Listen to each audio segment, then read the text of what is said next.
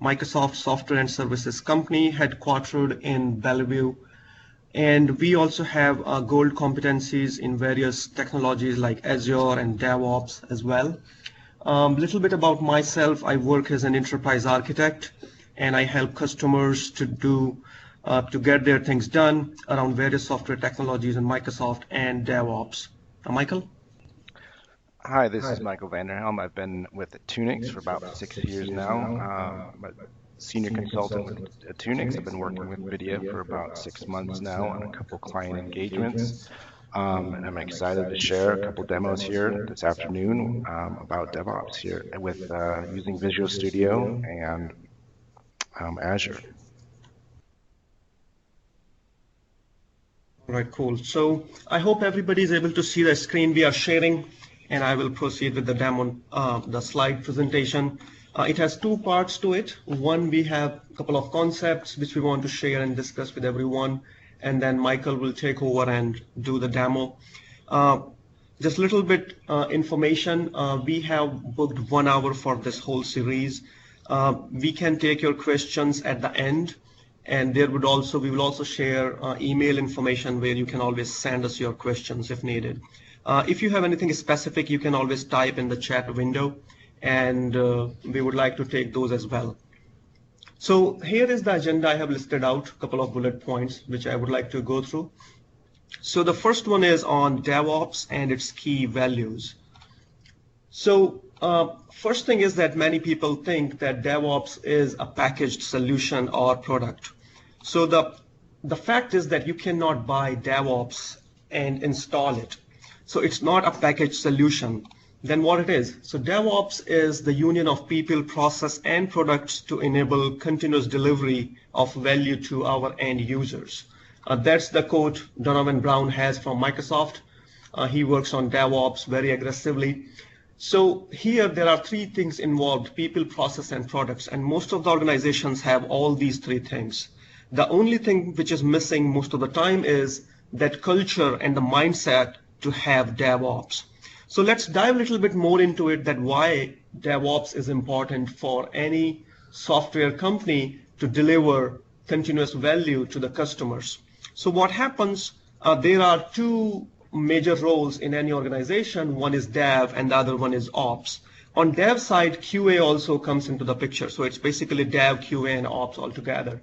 Now what happens when devs are working on something, there are ops people involved to have that software solution deployed onto various environment and configurations. So there is always a wall of confusion in the middle of dev and ops. And what happens, DevOps culture enables you to break the wall of confusion between teams, and it fosters better communication and collaboration throughout the application development lifecycle. And there are some advantages of this culture. The first one is that teams are able to deliver softwares more frequently and are able to produce higher quality softwares. The other thing is, the most important thing which any team wants is the high velocity. They want to adhere to the changes as quickly as possible with a lot of cadence around it. So what happens with DevOps culture, that it helps teams to achieve short lead time and short software delivery cycles. Now I will be talking about these two terms, lead time and delivery cycles, in the upcoming slides. So please hold on to that until then. Now, so since we understood what DevOps is all about, let's look at some of the financial benefits or how a DevOps can give you a high ROI. The facts I'm going to share with you are taken from Forrester Research Incorporation's 2016 report they have produced around DevOps. So what DevOps does, it helps companies to improve their IT operations efficiency by 50%. Developer productivity and faster automated release processes has been noticed with an increment by 15%. Testers' productivity and of course automated release processes around those has been noticed by 20% increment. Faster recovery from failures and reduction in release risks has been reduced by 2 hours. Reduced cycle times as much as 99% and more frequent deployments. So what it does, it increases business value and has gained more satisfaction for customers. Faster speed to market for new features, products, and services has been increased by 20 times more, leading to increased sales. Improved release quality. Now what happens in that is that successful releases has less and less errors and increasing the reliability and less time on fixing issues and release errors. So these are a couple of points and facts I shared with you from Forrester research of 2016.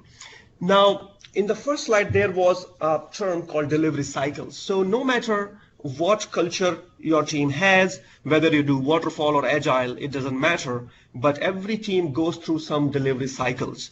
So here we are having time and change. So over the period of time, what you notice is that over the period of time, you have gained a lot of change in your repositories or in your code. So the longer the time we wait, the more change we have acquired in our source code repositories.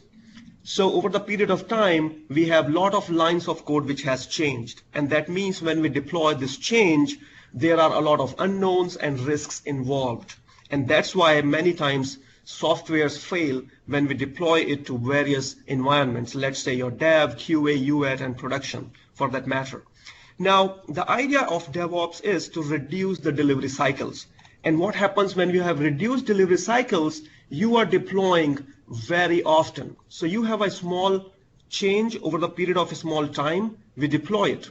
So we are deploying frequently and as soon as something changes. So a small amount of change is being deployed frequently, and it reduces the risk of failure and unknowns between the teams.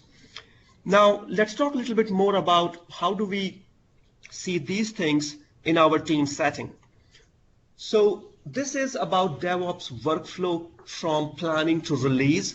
Now, there are 4 phases for most of the teams when they go through the application lifecycle management. First thing is that any team has to plan. And it also closely associates with Agile manifesto, Agile principles. So we have planning, and here you have a backlog. That backlog could be a sprint backlog, product backlog, and team starts taking work items or user stories out of that backlog, and they go through the development phase.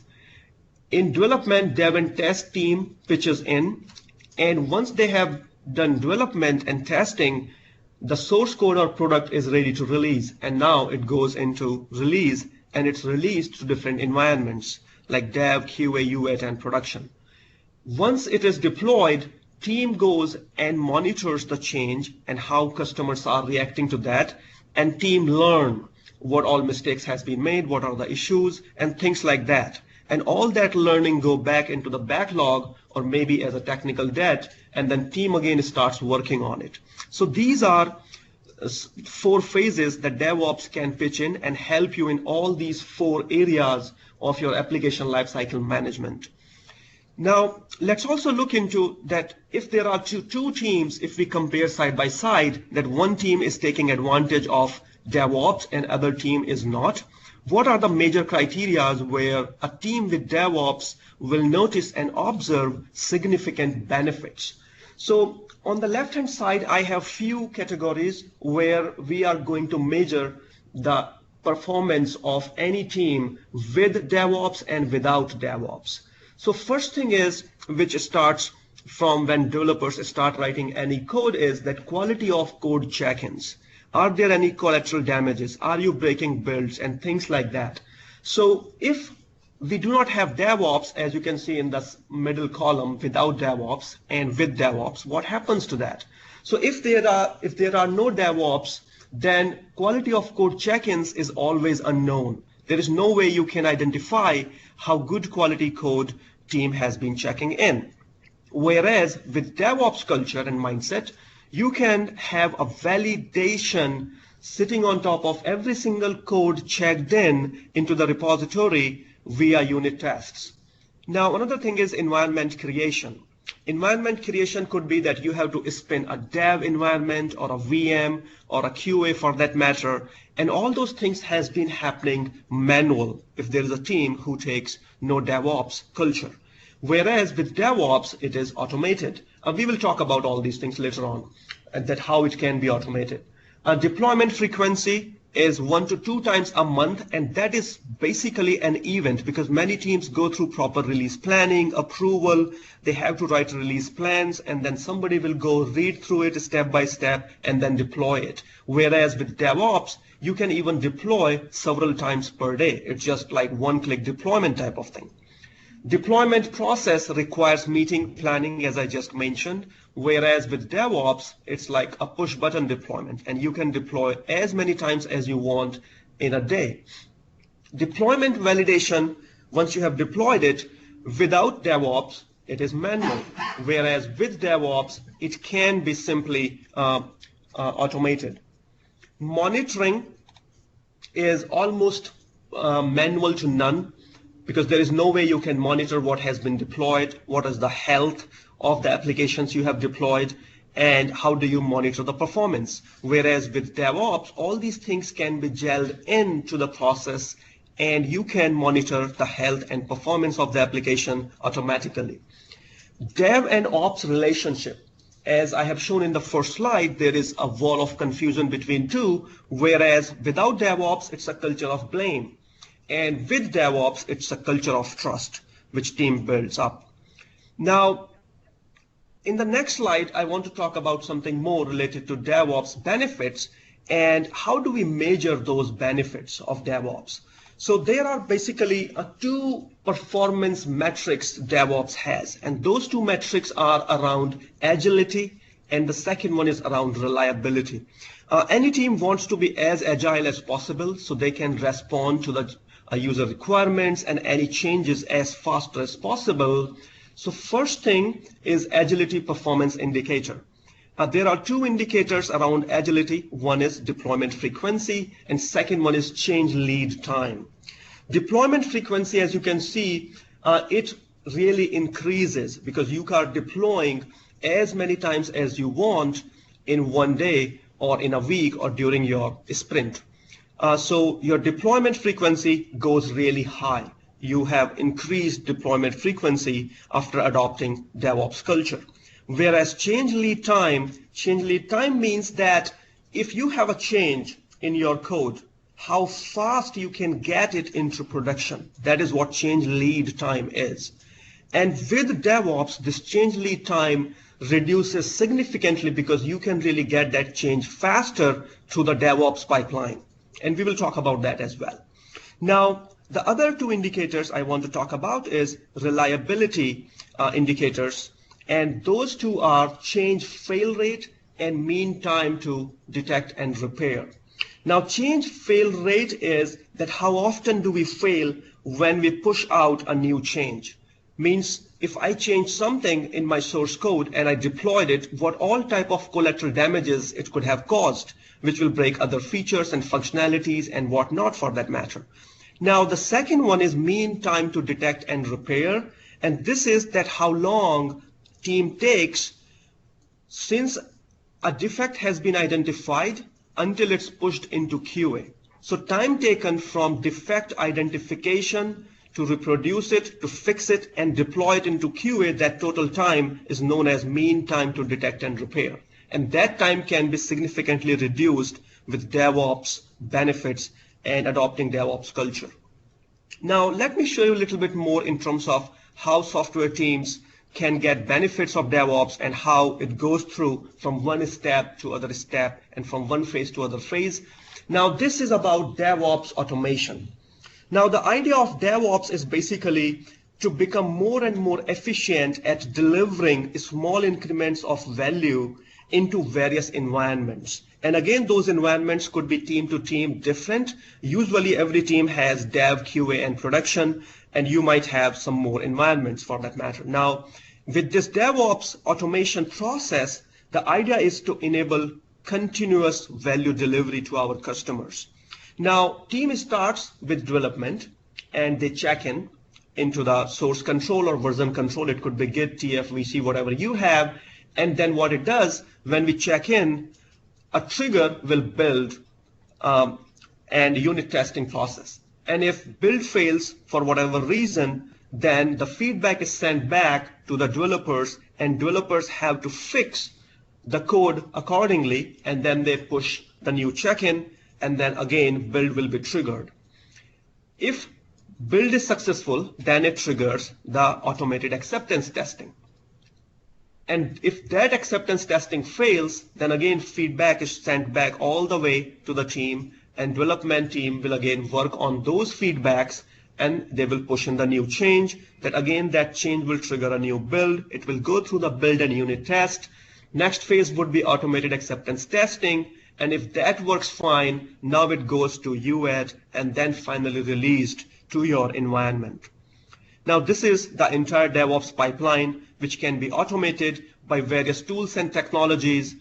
We are not specifically talking about any particular tool. However, Microsoft's VSTS is capable to adapt and gel with all type of third-party softwares, and those can be take benefits around that. Now, before I hand it over to Michael, I also want to share with you one thing, that we at Unix are offering a free one-day workshop on entire DevOps process. We will help you and do a little bit hand-holding if you want to go through it. If you have also any questions and you want to know more about this one-day workshop, which is free and we will do on-premise in your organization, please feel free to send us an email at devops@unix.com, and there will be a demo, and Michael will be talking about it. Thank you.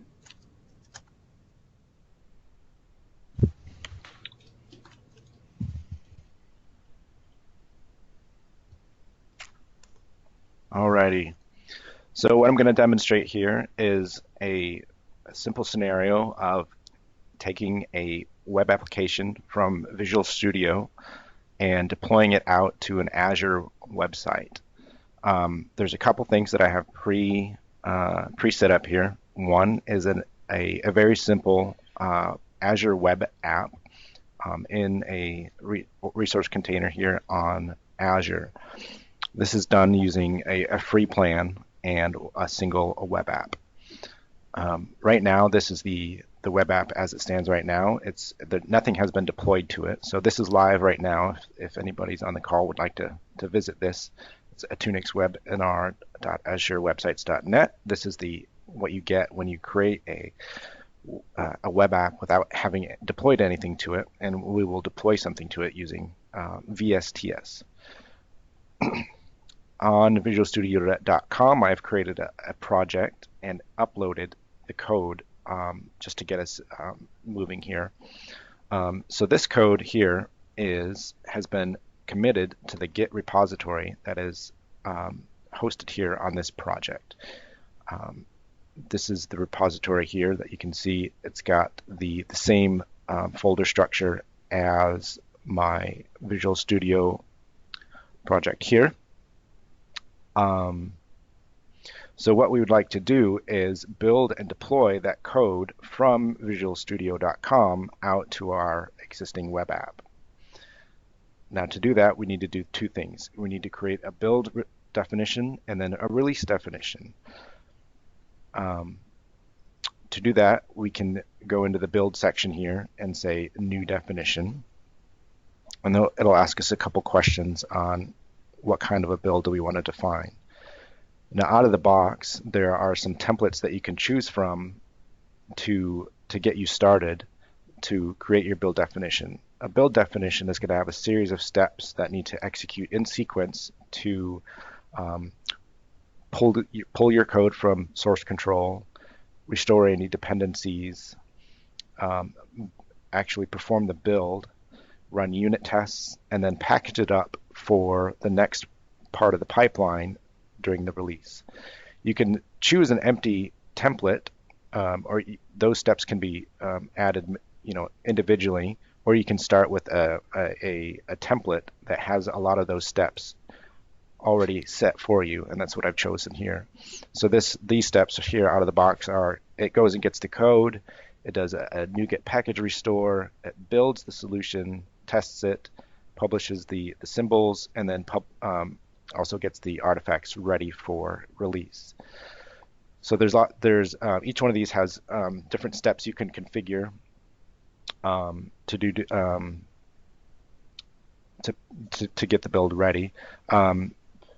Most notably, out of the box here, this is some extra command line arguments that are placed in here for you with this template that you would have to paste in manually if you just started with an empty template. One of the options here is where does this actually take place. VisualStudio.com with your account gives you one free what's called an agent, and that's the place that's actually going to do this process. You can have it run in the cloud on the default on the hosted agent, or you can set up your own agent that's going to run on your premises if you prefer, and there are advantages to doing that once in a while. So this out of the box template is going to run it here in the hosted agent. So I'm going to save and queue up a build for this new build definition. And it's going to run on this hosted agent. It's going to build from the master branch, and I should be able to queue that up, and it'll run, and it'll just take a minute or two. And while that's running, I'll get started on the release definition. So once you have a build, there will be a produced artifact, and that's what you're going to want to take and deploy out to your, in this case, our Azure web app. So to get started, you go to the releases section, and then we want to create a new definition. And similarly to the build section, you can have there's some templates that you can choose from that will help you get started. And in this case, we're going to just choose this first one here to deploy our application out to an Azure app service.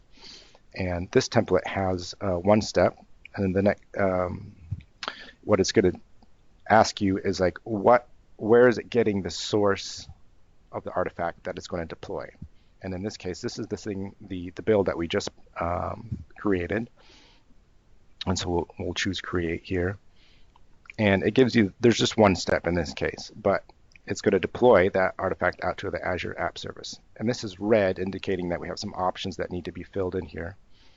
So I'm going to choose my MSDN subscription, and then it will ask what app service do you want it to deploy to, and this is the one that I have set up, the Tunix webinar, and that's the only two options I need to enable for this step to run. We'll save that, and the build should be complete or nearly complete now, and we can see that it succeeded. And if we click on this instance of the build, we can see that the logs, these are all the steps that it ran through, and the green check means that they all succeeded. One of the things you want to check for in a good build definition is that there's artifacts produced, and in this case we did have one, and you can look at the files that it produced, and this is the looking good here. So we're going to want to take this artifact and create a release for it from our new release definition. So there aren't any yet, so we're going to say add a release, and we're going to take this build, this is the version that was just produced, and we're going to create a release out of it so that we can see there it's queued up, and we can look at it run, and we can see that it's in progress, and we can look at the logs here to see it hasn't quite started yet, but just to give you an idea here, this is the website as it stands now, and it's still, there's nothing deployed to it. And in a minute here, once this kicks off, we'll see that the website has been deployed successfully. Now the agent picks it up, and should just take a couple seconds here. It downloads the artifacts to the agent that picked it up, and it starts running the deploy.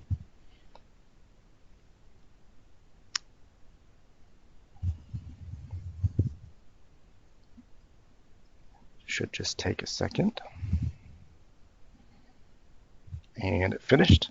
So now the website has been deployed, but needs to start up the first time. So the first time you do a deploy on a ASP.NET application, it does take a couple extra seconds, just the first request, while it initializes the application. So this first time that I'm refreshing the application, it's just going to take an extra couple seconds. So there you go. Now that website is live, and we just deployed the application. The next one of the things you'd like to do on this usually is to automate this. So there's the terms thrown around CI and CD. The CI is when a continuous integration is when we want to run a build whenever a change is committed. So that's going to be in our build definition. We're going to come back inside here and edit it to be triggered whenever there's a commit made to the master branch on this repository. So we just flip this on here, and then the master branch, we only have one right now. So we're going to say whenever there's a commit made to the master branch, kick off this build. So we'll save that. And on the other side of the coin is the continuous delivery, and that's on the release side. We want to say whenever there's a release, whenever there's a build created or a build ran, we want to create a release for this release definition out to our chosen environment. We have the one environment here, so we're going to go in here and we're going to say continuous deployment trigger, and we're going to select our build as the source of that trigger. And then we'll say whenever there's a release made for a build on the master branch, we'll create this trigger. So now this is set up to go, and we'll come in here and make a simple change to our application so that we can see a change has been made. So we'll call this, we'll update the code here to display a different message on the front screen here, and I'll run this locally to test that it's making sure it's displaying as I intend.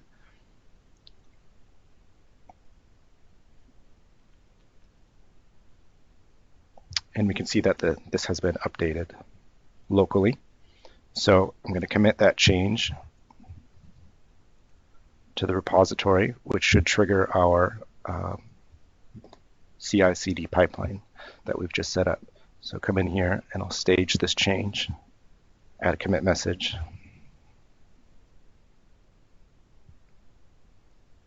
Commit that locally, and then we'll push it up to the remote repository. So that's pushing. So that's successfully pushed to the repository. I'll come over here and I should see a build about to be started or already started. And we can see that right away it's already in progress.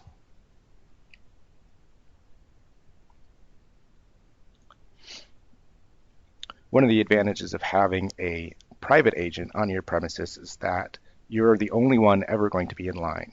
Once in a while, you'll be in a line for a hosted agent, and your build might not kick off for an extra minute or two.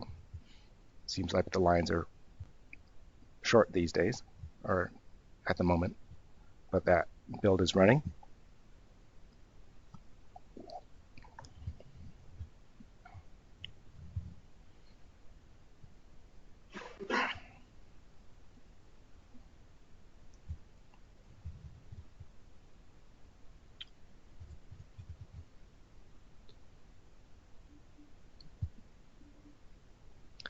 And should finish up here pretty quickly.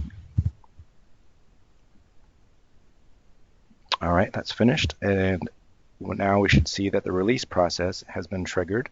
So we'll look at that, and right away there's a new release here. We can see that it's in progress here. We can watch it as it runs through. Look at the logs as they stream in. Looks like it's waiting for an agent.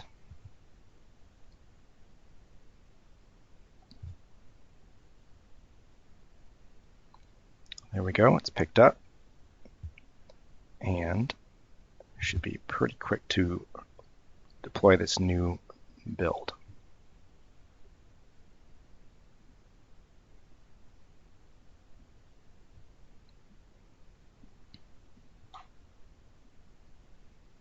There we go, that's released. So now this first request here should take an extra couple seconds, but we should see that the display here of this large H1 tag has been updated as we committed.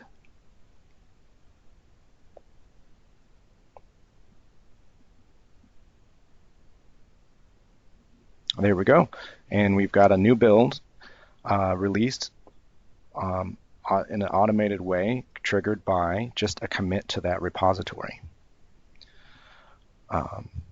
With that, I will hand it back over to Vidya.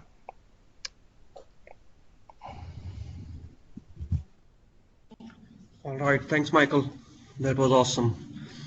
So does anybody has any question which we can answer over here? Or I have already shared with you our email ID, devops@unix.com. So we can take some questions since we have some time left.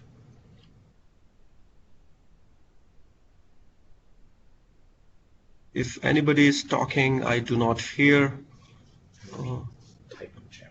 You can also type in the chat window if you want to.